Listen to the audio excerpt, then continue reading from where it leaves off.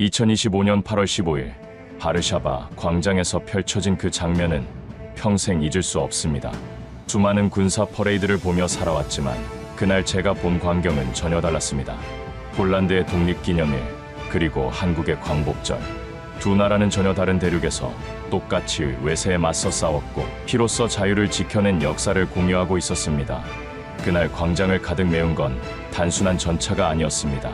그건 신뢰였고 연대였으며 두 나라의 역사였습니다. 지금부터 그날의 기록을 들려드리겠습니다.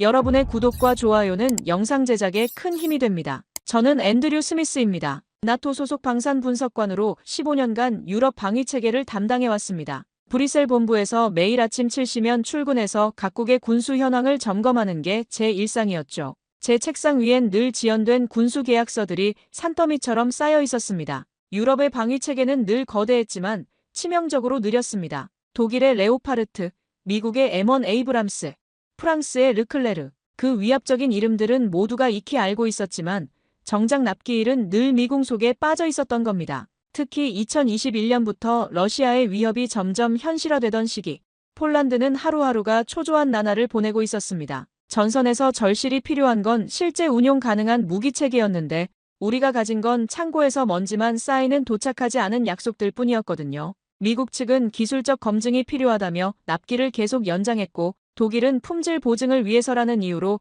생산 일정을 자꾸 미뤘습니다. 프랑스는 아예 우리 무기는 급하게 만드는 게 아니다라는 식으로 나왔죠. 저는 그 모든 지연 사유들을 엑셀 시트에 정리하며 어느덧 무감각해져 있었습니다. 15년간 이 일을 해오면서 지연이라는 단어에 이미 면역이 생긴 상태였거든요. 회의실에서 또 3개월 연장이라는 말을 들어도 그저 숫자를 수정하는 게 전부였습니다. 그런데 2022년 7월 어느 화요일 오후 폴란드가 한국과 K2 전차 180대, K9 자주포 200여 문에 달하는 대규모 계약을 체결했다는 뉴스가 들어왔습니다. 저는 그 소식을 듣고 솔직히 말해서 코웃음을 쳤습니다. 한국, 무기 수출은 일본도 힘들어하는 분야인데? 라는 생각이었거든요. 제 컴퓨터 하드디스크엔 한국 방산업체들에 대한 분석 자료들이 쌓여 있었는데 거기엔 한국 무기 신뢰성 미확인, 실전 경험 부족, 서방 규격 미적합, 나토 표준 호환성 의문 같은 부정적 평가들이 가득했습니다. 사실 이런 평가는 제가 직접 내린 게 아니라 기존 서방 방산업체들의 로비 자료를 그대로 받아 쓴 것들이었죠. 폴란드 국방부 내 일부 고위층들도 처음엔 비슷한 반응을 보였습니다. 바르샤바에서 열린 나토 확대 회의에서 한 폴란드 장성은 아시아 무기로 유럽 전선을 지킬 수 있겠습니까? 라고 직설적으로 물어보더군요. 당시 분위기를 보면 다들 한국 무기를 일종의 차선책 정도로 여기고 있었던 게 분명했습니다. 하지만 당시 상황이 너무 급박했거든요. 미국은 무려 3년이 지나도록 약속한 M1A2 전차를 40대밖에 인도하지 못했고 독일은 레오파르트 2A7 계약을 체결한 지 5년이 넘어서야 겨우 18대를 보낸 상황이었습니다. 프랑스의 르클레르는 아예 2027년 이후나 가능하다는 답변만 반복하고 있었죠. 폴란드 정부로서는 선택의 여지가 별로 없었던 겁니다. 러시아군이 우크라이나 국경에서 불과 몇백 킬로미터 떨어진 곳에 집결하고 있는 상황에서 언젠가 올 좋은 무기를 기다릴 시간적 여유가 없었거든요. 그런데 상황은 우리 모든 예상을 완전히 배신하기 시작했습니다. 한국과의 계약이 체결된 지 단 5개월 후인 2022년 12월 첫 번째 K2 전차가 폴란드 그단스크 항구에 도착한 겁니다. 저는 그 소식을 듣고 처음엔 설마라는 생각이 들었어요. 보통 이런 대형 군수 계약은 첫 납품까지 최소 2년은 걸리는 게 상식이었거든요. 확인해보니 정말이었습니다. 한국은 계약 이행률 100%, 납기 준수율 100%, 품질 불량률 0.2% 이하라는 경이로운 수치를 기록하고 있었습니다. 이건 단순한 효율성의 문제가 아니었어요. 이건 완전히 다른 차원의 사업 철학이었습니다. 저는 그때부터 뭔가 심상치 않다는 걸 느끼기 시작했습니다. 지난 15년간 봐온 서방 방산업체들과는 뭔가 근본적으로 다른 접근 방식이었거든요. 국가 간 거래에서 신뢰라는 추상적인 개념을 한국은 구체적인 현실로 구현해내고 있었던 겁니다. 그날 밤 집에 돌아가서 저는 처음으로 한국에 대해 진지하게 공부해보기 시작했습니다. 그 작고 멀리 떨어진 나라가 도대체 어떻게 이런 일을 해낼 수 있는 건지 궁금해졌거든요. 무너진 신뢰의 전장 한복판에서 한국의 조용하지만 강력한 돌파가 시작되고 있었던 겁니다. 처음 그들을 만났을 때 저는 기대보다는 실망이 앞섰습니다. 2023년 2월 바르샤바 정부청사에서 열린 첫 협력회의에 등장한 한국 대표단은 제가 예상했던 모습과는 완전히 달랐거든요. 유럽의 전통 방산업체들이 보여주던 화려한 프레젠테이션도 없었고 군복을 입은 위압적인 영업대표도 없었습니다. 대신 그들이 가져온 건 단순한 납기표 한 장, 기술 설계도 한 뭉치, 그리고 무엇보다 특별한 눈빛이었습니다. 회의실에 들어선 한국 측 수석 대표는 간단한 인사만 나눈 후 바로 본론으로 들어갔습니다. 저희는 화려한 말씀보다는 확실한 약속을 드리겠습니다라고 말하더군요. 폴란드군 고위 인사들 사이에서는 은근한 수군거림이 일어났습니다. 이들이 정말 400대가 넘는 전차를 3년 만에 공급하겠다고 하는 건가? 한 장성은 작은 목소리로 옆 사람에게 속삭였고 다른 참석자는 아예 웃음을 터뜨리기도 했습니다. 솔직히 저도 그 분위기에 동조하고 있었어요. 그런데 그들의 눈빛은 정말 이상했습니다. 자신감이 넘쳤지만 전혀 오만하지 않았고 말수는 적었지만 모든 계산은 정확했습니다. 특히 기술팀장으로 온 박정호 씨는 질문을 받을 때마다 즉석에서 구체적인 수치를 제시했어요. 엔진 출력 1500마력, 최대 속도 70km/h, 연비는 리터당 0.6km, 정비 주기는 500시간이라고 망설임 없이 답하더군요. 회의가 끝난 후 저는 개인적인 호기심으로 한국 기술자들과 따로 저녁 식사를 함께 했습니다. 바르샤바 구시가지의 작은 폴란드 전통 레스토랑에서 맥주를 마시며 나눈 대화는 지금도 선명하게 기억납니다. 박정우 기술팀장이 한 말은 아직도 잊을 수 없어요. 저희는 자랑하지 않습니다. 그저 약속을 지킬 뿐입니다. 그 단순한 한마디가 왜 그렇게 강하게 다가왔는지 모르겠습니다. 아마도 지난 15년간 제가 들어온 수많은 불가피한 지연 사유들과는 정반대의 철학이었기 때문일 겁니다. 전장에서의 신뢰는 바로 그런 한마디에서 시작되는 거라는 걸 그때 처음 깨달았어요. 그들의 조용한 준비는 곧바로 실행으로 이어졌습니다. 한국 측은 폴란드 남부 글리비체 지역에 임시 조립시설을 세우기 시작했어요. 2023년 3월부터 시작된 공사는 놀라울 정도로 빨랐습니다. 24시간 3교대로 돌아가는 작업장에서는 한밤중에도 불빛이 꺼지지 않았거든요. 현지 폴란드 건설 노동자들은 이 한국 사람들은 언제 자는 거냐? 고 의아해할 정도였습니다. 저도 몇 번 야간에 현장을 둘러봤는데 새벽 2시에도 한국 엔지니어들이 도면을 펼쳐놓고 독일 기술자들과 화상회의를 하고 있더군요. 시차 때문에 한국 본사와는 오전에, 유럽 협력업체들과는 밤에 회의를 해야 했거든요. 그런데 이 모든 과정에서 한국 측은 단 한 번도 힘들다거나 일정을 조정해달라는 말을 하지 않았습니다. 오히려 폴란드 측에서 너무 무리하는 것 아니냐고 걱정할 정도였어요. 한국 현장 소장 이민호 씨는 저희에겐 이게 평상시 업무입니다라고 담담하게 답하더군요. 하지만 언론의 시선은 여전히 차가웠습니다. 폴란드 주요 일간지들은 한국 무기, 폴란드를 실험장 삼나? 실전 경험 없는 무기로 연합작전이 가능한가? 라는 제목의 기사들을 연일 쏟아냈어요. 일부 야당 정치인들은 정부가 검증되지 않은 아시아 무기에 국방 예산을 탕진하고 있다고 비판하기도 했습니다. 그런 비판들 속에서도 한국 대표단은 아무 말도 하지 않았습니다. 언론 인터뷰 요청도 정중하게 거절했고 반박 성명도 내지 않았어요. 그들은 오직 속도로만 대답했습니다. 2023년 8월 15일 첫 번째 K2 전차가 정식으로 폴란드군에 인도되던 날 한국 측은 아무런 화려한 행사도 하지 않았습니다. 그저 전차 옆에 작은 태극기 하나만 조용히 달아놓았을 뿐이었어요. 그 소박한 모습을 보면서 저는 깨달았습니다. 진짜 무기는 전시장이 아니라 공장에서 완성되고 진정한 신뢰는 말이 아니라 행동으로 증명된다는 것을, 그리고 그 진정성은 언젠가 반드시 세계를 감동시킬 거라는 확신이 들었어요. 그날 밤 호텔로 돌아가는 길에 저는 혼자 중얼거렸습니다. 이 겸손한 거인들이 유럽을 바꿀지도 모르겠다고 말이에요. AS는 제대로 되는 겁니까? 실전 경험도 없는 무기가 무슨 의미가 있어요? 그저 싼 게 비지떡인 거 아닙니까?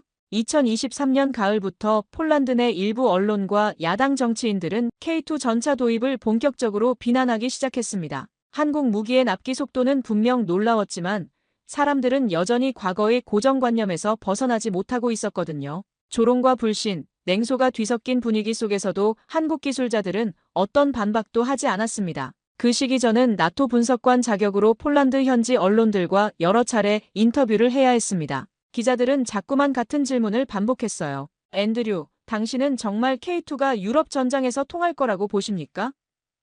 한국 무기의 신뢰성을 어떻게 평가하시나요? 나토 표준에 맞는 무기 체계라고 생각하십니까? 저는 그럴 때마다 애매하게 웃고 넘겼지만 솔직히 제 마음도 복잡했습니다. 서방 무기들과 비교해서 K2의 기술적 스펙은 결코 뒤처지지 않았고 오히려 더 뛰어난 부분들도 많았거든요. 하지만 저 자신조차도 어딘가에서 한국산이라는 선입견을 완전히 떨쳐내지 못하고 있었던 겁니다. 특히 바르샤바의 한일간지는 한국 전차, 폴란드군을 실험 대상으로 삼나?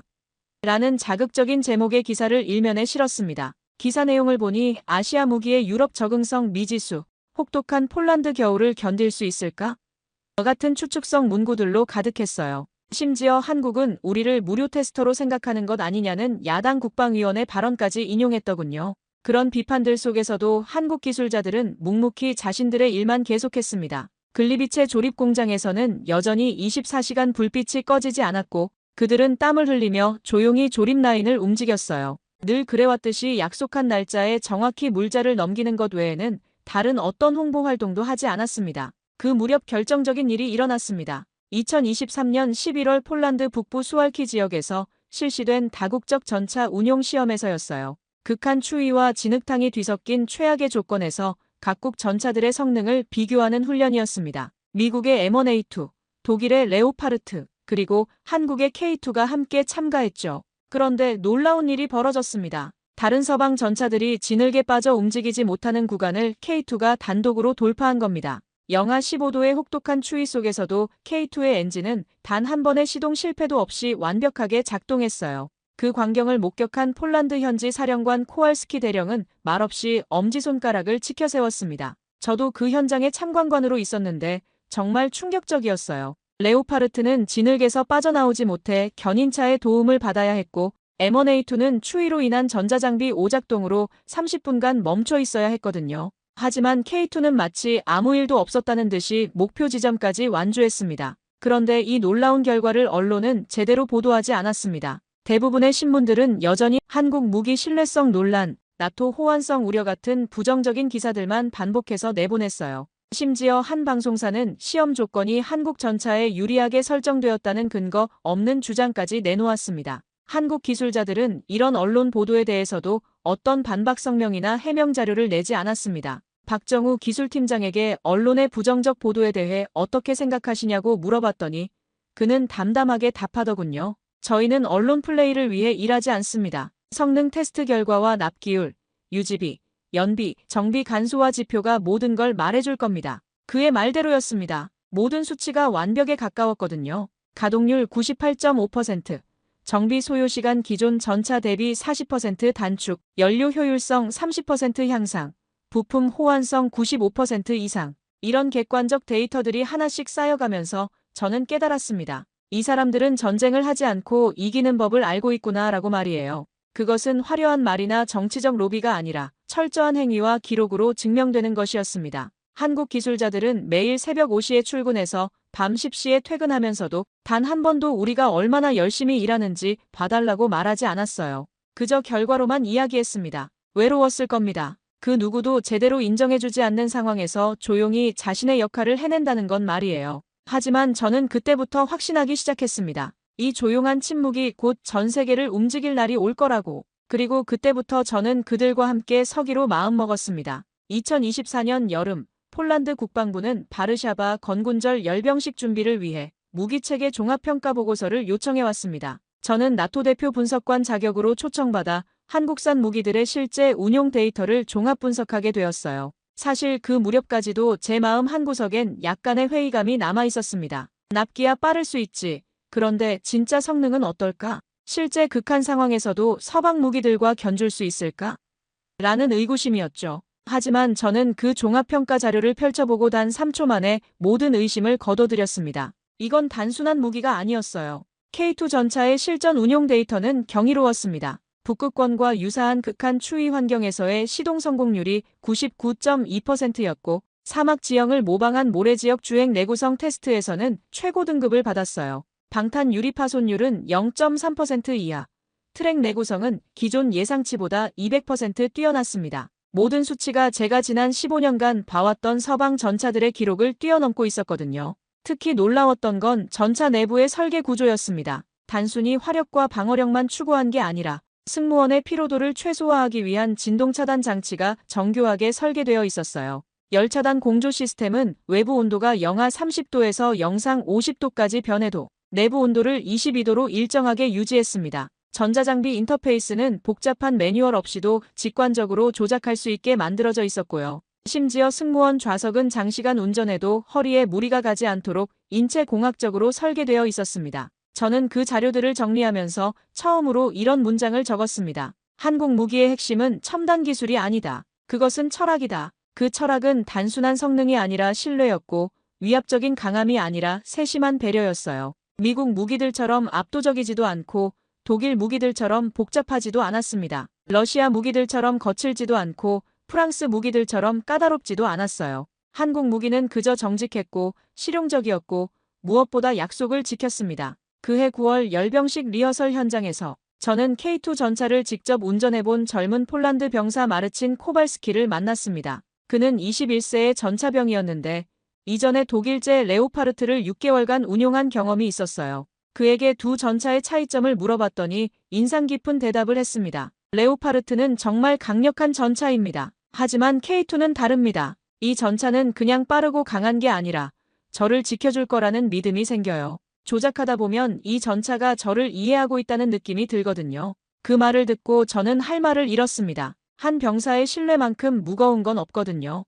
아무리 뛰어난 전략이나 첨단 기술도 현장에서 그 무기를 다루는 병사의 믿음보다 중요할 순 없으니까요. 리허설이 끝난 후 저는 나토 브뤼셀 본부에 상세한 보고서를 올렸습니다. 제목은 K2 전차 단순한 무기를 넘어선 유럽 방위 철학의 전환점이었어요. 그 보고서는 회의실을 가득 채운 유럽 각국의 장성들 이마에 깊은 주름을 만들어 놓았습니다. 이것은 단순한 무기 성능 평가를 넘어선다라고 제가 보고하자 독일군 대표는 그럼 우리가 지금까지 뭘 해온 거냐라고 반문했어요.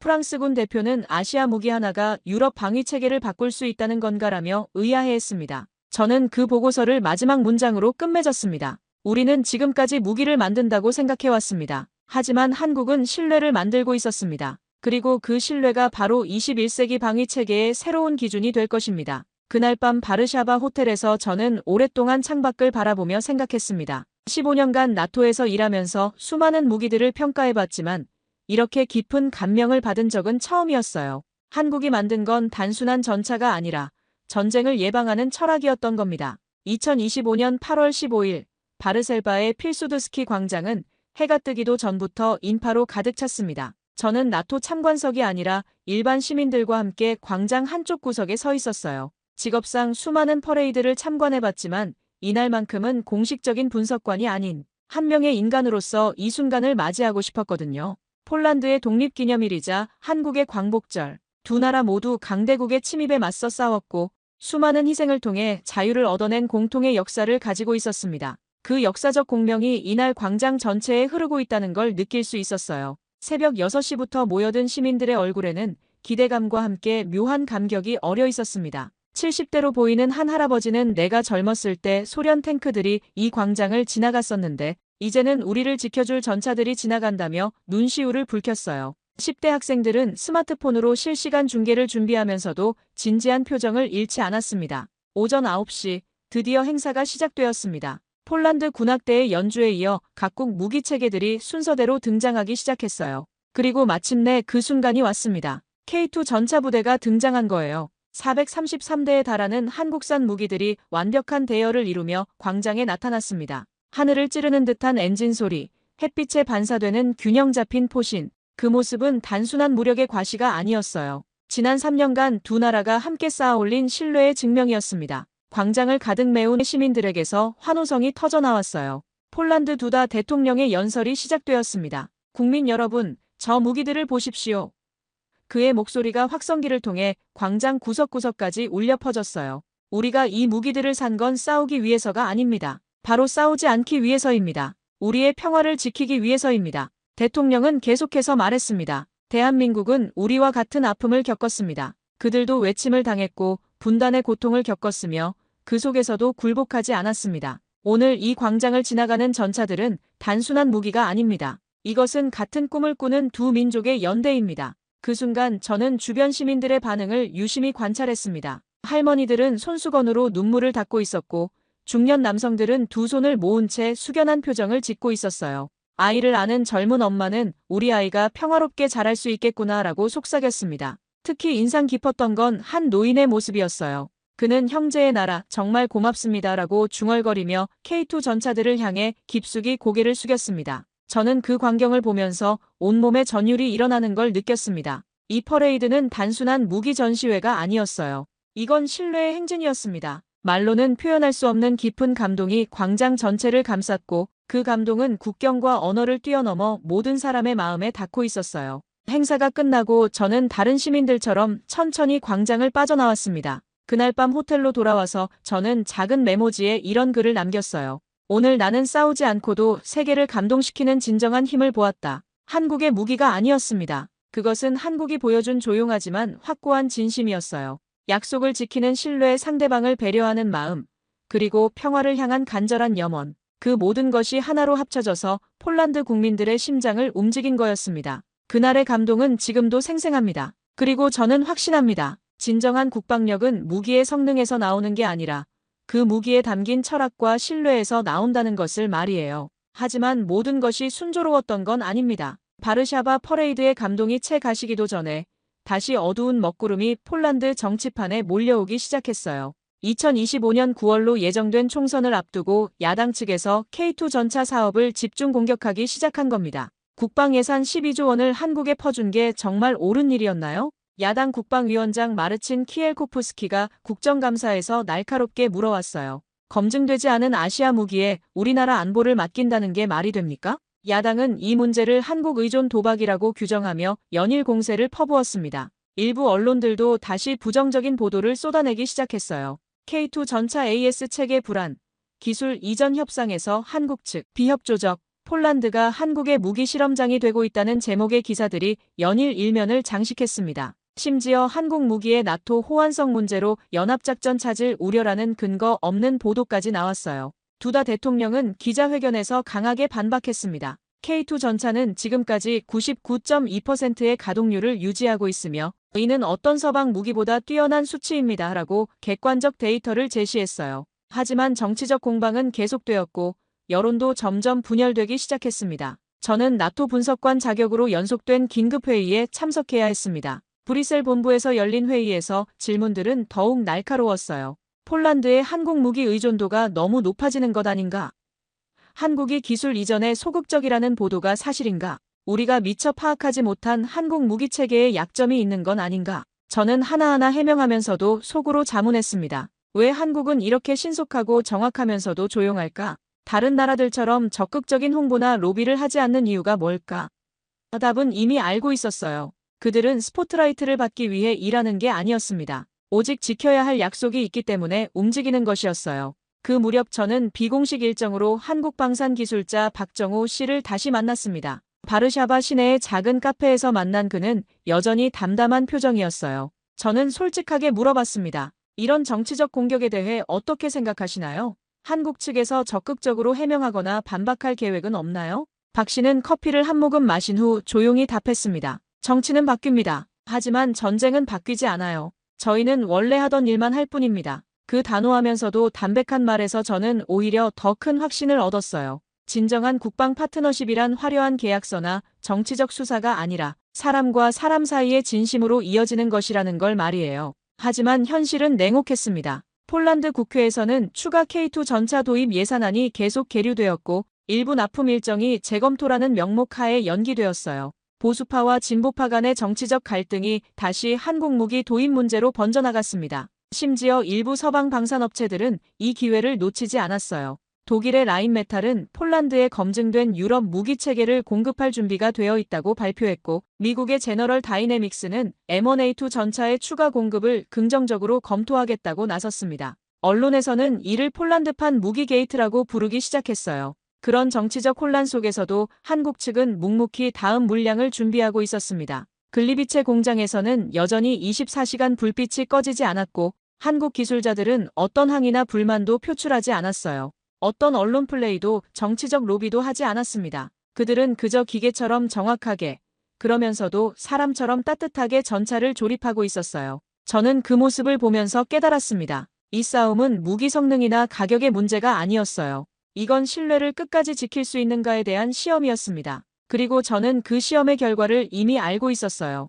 한국은 절대 약속을 저버리지 않을 거라는 확신이 있었거든요. 폭풍은 언젠가 지나가지만 진정한 신뢰는 영원히 남는다는 것을 저는 이미 경험으로 알고 있었으니까요. 정치의 회오리가 군수 계약을 흔드는 동안에도 현장의 사람들은 멈추지 않았습니다. 몇 주 뒤, 저는 폴란드 대통령 직속 국방자문위원회에서 최후의 제안을 올렸어요. 회의실에 모인 고위 관료들과 군 지휘관들 앞에서 저는 이렇게 말했습니다. 정치는 바뀝니다. 하지만 무기는 30년을 함께 해야 합니다. 한국이 우리에게 준 건 단순한 전차가 아니라 우리가 믿을 수 있는 시간입니다. 제가 준비한 68페이지 분량의 상세 보고서에는 지난 3년간의 모든 데이터가 담겨 있었어요. 납기 준수율 100%, 성능 테스트 통과율 99.8%, 유지보수 만족도 96.5%, 그리고 무엇보다 현장 운용병들의 신뢰도 조사에서 95% 이상이 K2 전차를 신뢰한다고 답했다는 결과까지. 제 보고서 한 장이 모든 걸 결정한 건 아니었지만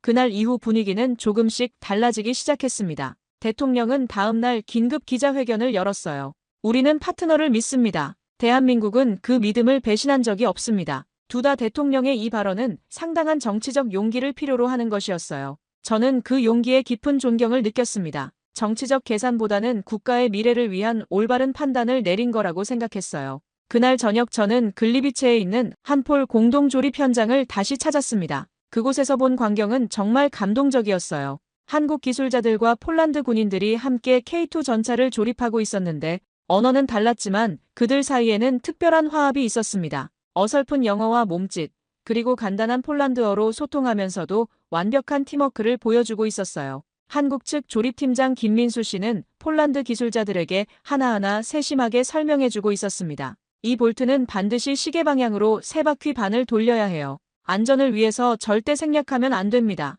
폴란드 기술자 얀 노바크는 이해했습니다. 우리 아들이 이 전차를 탈 수도 있으니까요 라고 진지하게 답했어요. 그 대화를 듣고 저는 한동안 말문이 막혔습니다. 이들에게는 단순한 업무가 아니라 생명을 다루는 일이었던 거예요. 한 폴란드 병사는 저에게 이렇게 말했습니다. 전차 조립은 처음인데요. 한국 기술자들이 정말 친절하게 알려줘요. 그들이 왜 기술 이전보다 사람 이전을 중시하는지 알 것 같아요. 그 말을 듣고 저는 깊이 깨달았습니다. 이건 단순한 기술 협력이 아니었어요. 이건 상호 존중과 헌신이 만들어낸 새로운 형태의 동맹이었습니다. 조약서에는 쓰여 있지 않지만 사람의 마음으로 연결된 진정한 파트너십이었어요. 언론도 서서히 변하기 시작했습니다. 이전에 논란과 우려라는 단어로 도배되던 기사들이 이제는 다른 톤으로 바뀌었어요. 현장에서 함께하는 한폴 연합팀, 세계 최초 공동생산 성공 사례, 신뢰로 쌓아올린 방산협력의 모델 같은 헤드라인들이 나오기 시작했습니다. 특히 폴란드 최대 일간지 가제타 비보르차는 사설에서 이렇게 썼어요. 우리는 한국에서 무기를 산 게 아니다. 우리는 한국과 함께 미래를 만들고 있다. 비로소 세상이 이 조용한 진심을 알아보기 시작한 거였습니다. 어느 날 조립 현장 한쪽 벽에 새로 걸린 플래카드를 보고 저는 깊은 감명을 받았어요. 거기에는 한글과 폴란드어로 이런 문구가 적혀 있었습니다. 우리는 서로의 언어를 완벽하게 알지 못합니다. 그러나 같은 전차를 만들고 같은 평화를 지키려 합니다. 그 문구 아래에는 한국 기술자들과 폴란드 군인들이 함께 찍은 사진이 걸려 있었어요. 서로 다른 언어, 서로 다른 문화를 가진 사람들이지만 그들의 표정에는 공통된 무언가가 있었습니다. 바로 신뢰였어요. 진심이 만든 동맹. 그것은 어떤 조약서에도 명문화되지 않았지만 전장의 어느 무기보다도 강한 힘으로 사람들을 하나로 묶고 있었습니다. 그리고 저는 그 중심에서 확신했어요. 우리가 진정으로 지켜야 할 건 무기가 아니라 바로 이 마음이라는 것을. 그날 밤 호텔로 돌아가는 길에 저는 혼자 중얼거렸습니다. 이것이야말로 21세기 동맹의 진정한 모습이구나. 폴란드 남부의 글리비체 지역. 이곳 방산 공장 안에서는 폴란드군의 차세대 주력 전차가 조용히 조립되고 있습니다. 이곳은 대한민국의 현대 로템과 폴란드 국영 PGG 그룹이 협력하여 K2PL 전차를 현지 생산하는 핵심 거점이 되었어요. 최근 양국은 총 6.5억 달러 규모의 신규 K2PL 전차 공급 계약을 체결했습니다. 정치적 논란을 뚫고 나온 이 계약으로 폴란드는 한국형 흑표 전차를 총 180대 이상 보유하게 되었어요. 이 중 116대는 한국에서 생산된 K2GF이고 나머지 64대는 바로 이곳 폴란드에서 조립되는 K2PL 전차로 구성될 예정입니다. 전차 조립 현장을 찾는 사람들은 이제 단순한 기계 생산 라인을 떠올리지 않습니다. 여기에는 매일같이 땀을 흘리는 한국 기술진들과 열정을 담은 폴란드 기술자들의 손길이 고스란히 녹아 있거든요. 언어는 다르지만 고정 볼트를 함께 조이면서 쌓아 올린 신뢰는 그 어떤 군사동맹 조약보다도 단단해 보였습니다.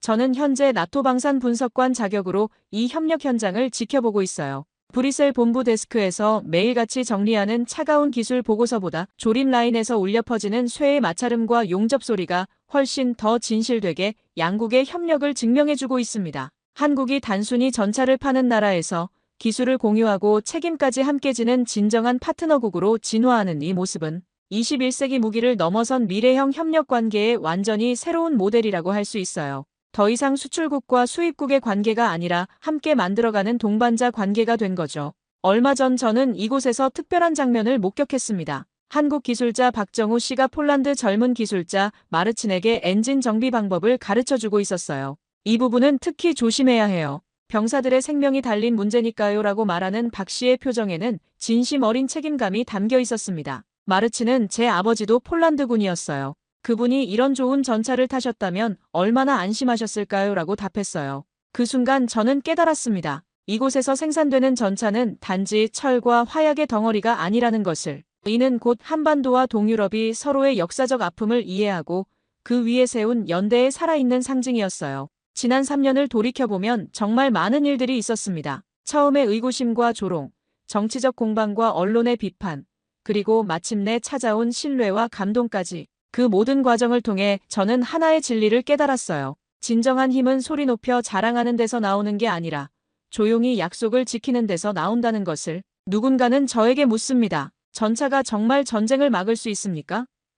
저는 이제 확신을 가지고 답할 수 있어요. 이 전차들은 전쟁을 위한 무기가 아닙니다. 전쟁을 막기 위한 평화의 증거입니다. K2 전차 한 대 한 대에는 한국 기술자들의 밤샘 작업이 들어있고 폴란드 병사들의 안전에 대한 염원이 담겨 있어요. 그리고 무엇보다 두 나라 국민들이 함께 만들어낸 신뢰라는 보이지 않는 장갑이 씌워져 있습니다. 오늘도 글리비체 공장의 조립 라인은 멈추지 않습니다. 새벽 6시부터 밤 10시까지 한국과 폴란드의 기술자들이 함께 땀 흘리며 평화의 무기를 만들어내고 있어요. 그들의 표정에서는 단순한 업무가 아닌 사명감을 읽을 수 있습니다. 저 역시 이곳에 일부러 남아 계속 지켜볼 것입니다. 우리가 함께 만든 이 조용한 기적이 어디까지 이어질지, 그리고 이 신뢰의 모델이 전 세계로 어떻게 퍼져나갈지를. 3년 전 저는 한국을 무시했습니다. 하지만 지금 저는 확신합니다. 한국은 무기가 아니라 신뢰를 수출하는 나라라는 것을. 그리고 그 신뢰야말로 21세기 최강의 무기라는 것을 말이에요.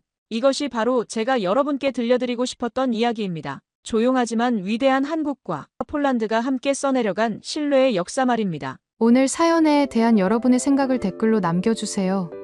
감동뭉클에서는 여러분의 소중한 마음을 모아 사연 주인공들에게 전해드리고 있습니다. 여러분 주변에 감동적이거나 재미있는 실제 사연들을 제보받고 있으니 언제든 저희 공식 메일로 제보해주세요. 오늘 들려드린 사연에 공감하셨다면 구독과 좋아요 눌러주시고 주변 분들과도 공유해주세요. 여러분의 작은 관심과 응원이 더욱 좋은 콘텐츠를 만드는 데 큰 힘이 됩니다. 오늘도 여러분의 하루의 작은 즐거움이라도 되었기를 바라며 지금까지 감동뭉클이었습니다. 끝까지 시청해주셔서 감사합니다. 다음에 더 감동적인 사연으로 찾아뵙겠습니다.